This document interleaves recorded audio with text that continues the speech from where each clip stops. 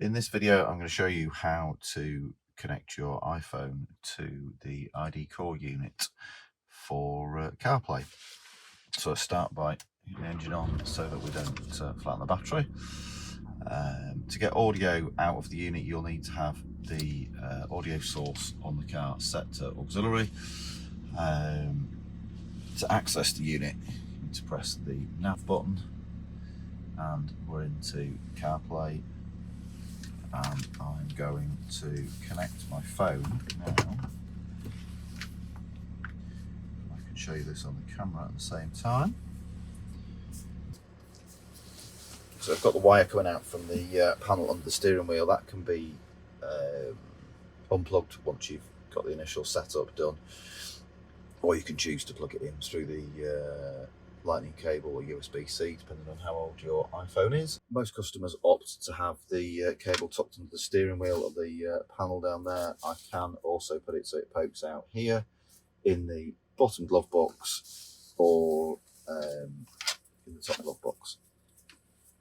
So if I connect the lightning cable up here, hopefully you can see that as that goes in, should pop up with allow CarPlay with IDCore while the phone is locked. Yes, we want to allow that, and use wireless CarPlay with IDCore.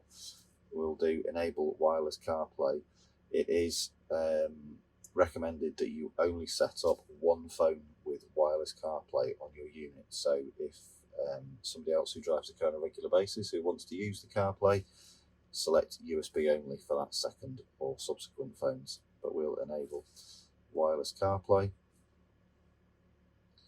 And at the top on the screen we have, of course, got CarPlay. You can see all the different apps that you've got there. Swipe across there. Down the side you've got your most recently used navigation app, your most recently used music app, and your most recently used communication app, so iMessage, WhatsApp or phone. Go into music. I've got YouTube music playing at the moment just to have some copyright free music.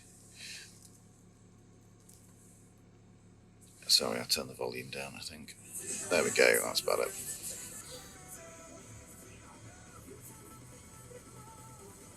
So the next step really is to get the wireless setup enabled, which is easy enough to do. Just turn that down a little bit. Literally a case of unplug your phone, it jumps back to the initial setup screen because you've disconnected from the lightning cable, the USB cable, and within 10 seconds to a minute it will establish the wireless connection.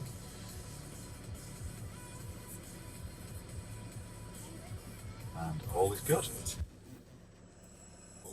So the Land Rover logo here takes you back to the IDCore setup screen, the unit interface. There's a few settings in setup. You can change the language, change the display, brightness, etc. There's some volume settings in here, so if you find the navigation instructions too loud or the telephone too loud, etc., etc., you can tweak them in there. Some customers have struggled with that because they were expecting those volume settings to be in their phone, but they're actually not, they're in the unit setup. Okay, what else have we got here? We've got some equalizer settings which you might find useful.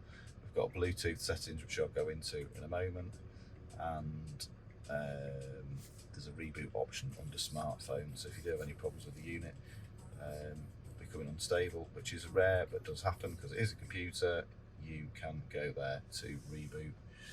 Goes through its reboot process, takes a few seconds,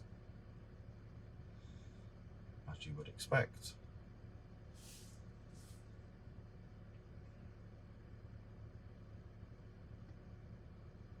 There we go, so the unit's back up. If that CarPlay icon is greyed out, you have not got a wireless CarPlay connection. It goes green, your wireless CarPlay connection is established, and it pops back up automatically. So to come back out of the unit, you can just press any of the other buttons. Press the home button down the bottom.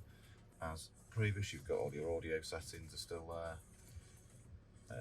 You can select radio, which obviously will take you off the CarPlay input. Go back to My Music. And we've got auxiliary set, so it's playing the CarPlay music. Screen setup. Need to make sure that timeout to home menu is turned off, otherwise the Land Rover screen will pull you out of CarPlay and go back to the home menu. It's almost as if you've pressed the home button. And the volume pop-up, I tend to turn it off if customers have got it turned on, because it overlays your sat-nav when you're driving. So if you change the volume while you're driving, you lose the ability to look at the sat-nav for 3 or 4 seconds. But you can turn it back on again if you prefer. So that's how to connect your iPhone to your IDCore CarPlay unit in your Land Rover or Range Rover. Sets up wireless and the wired connection. Thanks for watching. Don't forget to like and subscribe for more videos about CarPlay in your Land Rover and Range Rover, and leave your comments in the comment section below.